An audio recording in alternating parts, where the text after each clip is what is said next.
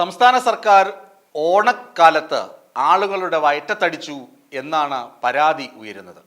സപ്ലൈകോയുടെ ഓണച്ചന്തകൾ ഇന്ന് തുടങ്ങി. ഓണച്ചന്തകളിൽ അരിക്കും തുവരപ്പരിപ്പിനും അതുപോലെ തന്നെ പഞ്ചസാരയ്ക്കുമൊക്കെ വില കൂടുതലാണെന്ന് ആളുകൾ പരാതിയും പറഞ്ഞു തുടങ്ങി.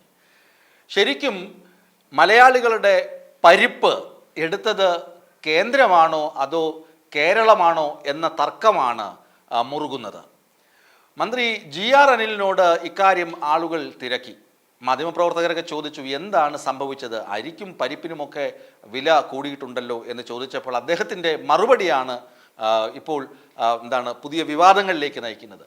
കേരളത്തിന് കേന്ദ്രം നൽകിയത് ഭക്ഷ്യയോഗ്യമല്ലാത്ത അരി എന്നാണ് സംസ്ഥാനത്തെ സിവിൽ സപ്ലൈസ് മന്ത്രി പറയുന്നത്. ആലോചിച്ച് നോക്കുക, കേരളത്തോട് ഇത്രയധികം നീതികേട് കേന്ദ്രം കാണിക്കുന്നത് എന്തിനാണ് എന്ന ചോദ്യവും അദ്ദേഹം ഉന്നയിക്കുന്നുണ്ട്. അരി ഗോഡൌണുകളിൽ കെട്ടിക്കിടക്കുമ്പോൾ സംഭരണശാലകളിൽ അരി ഉണ്ടായിരിക്കെ കേരളത്തിന് ഭക്ഷ്യയോഗ്യമല്ലാത്ത അരി നൽകി. അതാണ് അരി വിപണിയിൽ വിലക്കയറ്റത്തിന് കാരണമായതെന്ന് മന്ത്രി പറയുന്നുണ്ട്.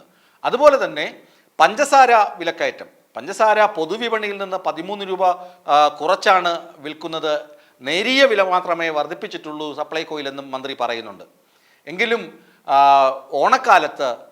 ഓണക്കാലത്ത് ഈ വില കുത്തനെ കൂട്ടിയത്, അരിക്കും പഞ്ചസാരയ്ക്കും അതുപോലെ തന്നെ തുവരപ്പരിപ്പിനുമൊക്കെ വില കൂട്ടിയത് നമ്മുടെ സദ്യവട്ടങ്ങളെ ബാധിക്കും. ആളുകൾക്ക് ഇത് താങ്ങാവുന്നതിലും അപ്പുറമാണ്. കാരണം ഒരുപാട് പ്രതിസന്ധികളിലൂടെയാണ് ആളുകൾ കടന്നു പോകുന്നത്. ഇപ്പോൾ സർക്കാർ ഉദ്യോഗസ്ഥർക്കാണെങ്കിൽ ബോണസും ക്ഷേമബദ്ധയൊക്കെ അങ്ങനെയൊക്കെ കിട്ടുമെന്നിരിക്കാം. എന്നാൽ അങ്ങനെ അല്ലാത്ത സാധാരണക്കാരുണ്ട്. അവർ സപ്ലൈകോയിൽ നിന്നും റേഷൻ കടകളിൽ നിന്നുമൊക്കെ അരിയും മറ്റ് സാധനങ്ങളൊക്കെ വാങ്ങുന്നവരാണ്. പ്രത്യേകിച്ച് സപ്ലൈകോ ഓണച്ചന്തകളിലേക്ക് നമുക്കറിയാം പോകുന്നത് ആരൊക്കെയാണെന്ന്. മധ്യവർത്തികളായ ആളുകളാണ് അവിടെ സാധാരണ സാധനം വാങ്ങാൻ പോകുന്നത്.